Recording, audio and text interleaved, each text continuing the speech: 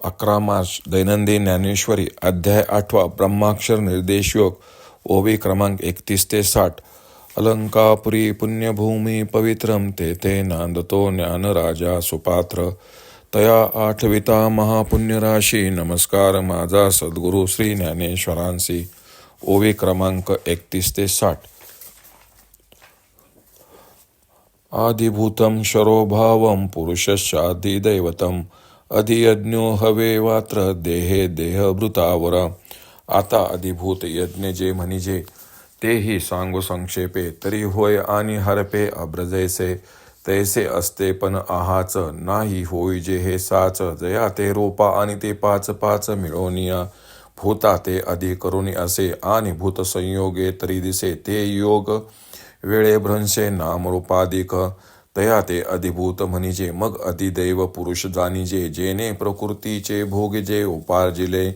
जो चेतनेचा चक्षु जो इंद्रिय देशीचा अध्यक्षु जो देहास्तमानी वृक्षु संकल्प विहंगामाचा जो परमात्माची परी दुसरा जो अहंकार निद्रा निदसुरा म्हणून स्वप्नीची ओर बारा संतोषशीने जीव येणे नावे. जया ते आळविजे स्वभावे ते अधिदैवत जाणावे पंचायतनीचे.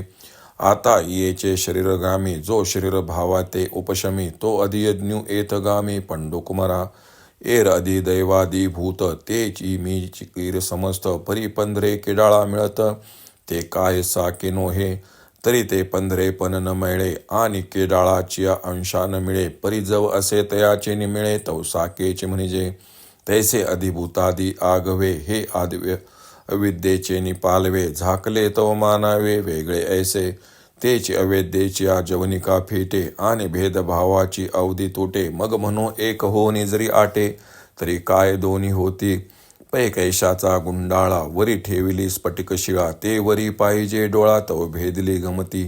पाठी केश परोते नेले आणि भेदले पण काय नेनो झाले तरी डाक देऊनी सांदिले शिळे ते काही. नाते अखंडची आयती परिसंगे भिन्न गमली होती ते सारिलिया मागोती जैसी का तैसी. तेवीची अहंभाव जाये तरी ऐक्य ते आधीची आहे हेची साचे जेत होयत अधियज्ञुमी. पैगा आम्ही तुझ सकळ यज्ञ कर्मज सांगितले काजे काज मनी धरोनी. तोहा सकळ जीवाचा विसावा निष्कर्म सुखाचा ठेवा परी उघड करुनी धाडावा दाविजत असे. पहिल्या वैराग्य इंधन परिपूर्ती इंद्रिया नळी प्रदीप्ती विषय द्रव्याच्या आहुती देऊनिया. मग वज्रासन तेची उर्वी शोधुनी आधार मुद्रा बरवी वेदिकारचे मांडवी शरीराच्या तेत संयमाग्नीची कुडे.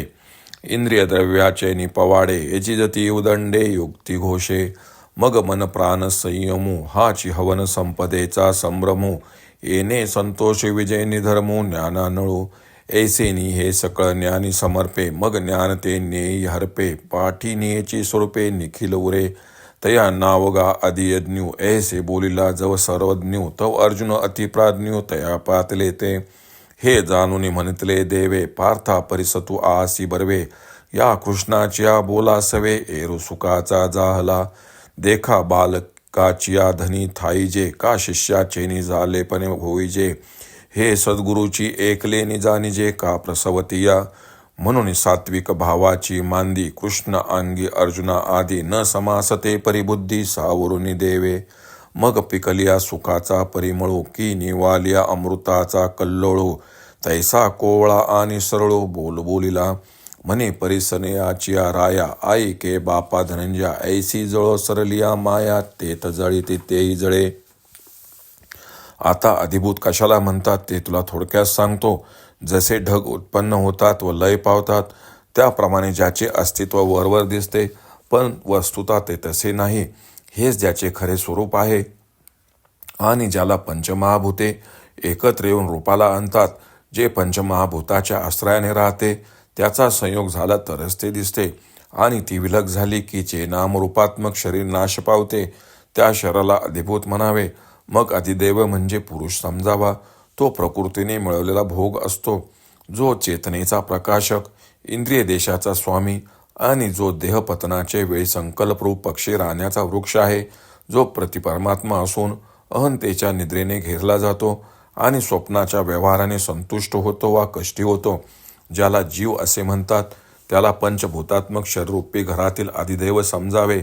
आता जो याच शरीररूपी गावामध्ये जो देहादी अहंकारांना नाहीसा करतो त्या शरीरातील अधियज्ञ अर्जुना तो मी आहे. इतर अधिदैव अधिभूत तेही सर्व खरोखर मीच आहे. परंतु अस्सल सोन्याला डाग लागला तर ते हिनकस होत नाही का? वास्तविक सोन्याचा उत्तमपणा डागाने मळत नाही, ते सोने डागाबरोबर तद्रूप होत नाही. परंतु जोपर्यंत ते उत्तम सोने किडाच्या मिलाफाने असते तोपर्यंत त्याला हिनकसच म्हटले जाते. त्याप्रमाणे हे अधिभूतादी सर्व अविद्येच्या पदराखाली झाकले आहेत तोपर्यंत ते परमात्म्याहून वेगळे आहेत असे समजावे. तोच अविद्येचा पडदा निघाल्यावर द्वैतभाव नाहीसा होतो तेव्हा जीव व परमात्मा एक होतात असे म्हणावे. ते मुळात काय दोन होते. केसांच्या गुंडाळ्यावर स्फटिक शिळा ठेवली असता वरवर पाहणाऱ्याला ती शिळा फुटलेली दिसते, परंतु केस बाजूला केले तर शिळेचा फुटकेपणा कुठे गेला? ती काय डाग देऊन साधली? तसे नाही, ती मूळचीच अखंड होती, पण केसाच्या संगतीने भंग पावलेली दिसत होती. केस बाजूला केल्यावर मूळची शिळा अखंड आहे तशीच आहे. त्याप्रमाणे अहंकार गेला की ऐक्य मूळचेच आहे. हा प्रकार खरोखर जेथे घडतो तो अधियज्ञ मी आहे. अरे, आम्ही जो हेतू मनात धरून सर्व यज्ञ कर्मापासून झालेले आहे ते तुला अगोदर 4थ्या अध्यायात सांगितले आहे. तो हा अधियज्ञ सर्व जीवांचा विसावा आहे, नैष्कर्म सुखाचा ठेवा आहे. पण अर्जुना, तुला तो मी उघड करून सांगत आहे. प्रथम वैराग्यरूपी भरपूर लाकडांनी पेट घेतलेल्या इंद्रियरूपी अग्नीत शब्दादी विषयरूपी द्रव्याची आहुती देऊन नंतर वज्रासन रूपी भूमी शुद्ध करून शरीररूपी मांडवात आधार मुद्रारूपी चांगला ओटा घालतात. तेथे ध्यानधारणा समाधीरूपी अग्नीच्या कुंडात बंद त्रयाच्या मंत्रघोषाने इंद्रियरूपी विपुल द्रव्याच्या साह्याने यजन करतात. नंतर मन, प्राण आणि संयम अशा या यज्ञ सामुग्रीच्या तयारीने धूररहित ज्ञानरूप अग्नीला संतुष्ट करतात. अशा रीतीने हे सर्व ज्ञानाग्नीत अर्पण केले असता त्या ज्ञानाचाही ज्ञेयामध्ये लय होतो. मागे केवळ ज्ञेयच स्वरूपाने राहते. त्यास अधियज्ञ असे नाव आहे. असे जेव्हा सर्वज्ञ श्रीकृष्ण म्हणाले तेव्हा बुद्धिमान अर्जुनाच्या ते लक्षात आले. हे लक्षात घेऊन देव म्हणाले, अर्जुना, तू चांगल्या तऱ्हेने ऐकत आहेस. श्रीकृष्णाच्या या संतोषाने अर्जुन आनंदित झाला. पहा, लहान मुलाच्या तृप्तीने आपण तृप्त व्हावे अथवा शिष्याच्या पूर्णार्थ होण्याने आपण तृप्त व्हावे हे एक जन्म देणारी आई अथवा सद्गुरू समजू शकतात. म्हणून अष्टसात्विक भावांचा समुदाय अर्जुनाच्या आधी श्रीकृष्णाच्या अंगी मावेनासा झाला. परंतु देवाने आपली बुद्धी सावरून मग जसा पिकलेल्या सुखरूपी फलाचा सुगंध असावा किंवा थंड अशी अमृताची लाट असावी त्याप्रमाणे मृदू आणि सरळ भाषण केले. पुढे श्रीकृष्ण म्हणाले, श्रोत्यामध्ये श्रेष्ठ हे अर्जुना, एक याप्रमाणे माया जळण्याची संपली की तिला जाळणारे जे ज्ञान तेही या प्रसंगी जळून नाहीसे होते. ओम श्री रुक्मिणी पांडुरंगाय नमः. ओम श्री ज्ञानराज माऊली नमः.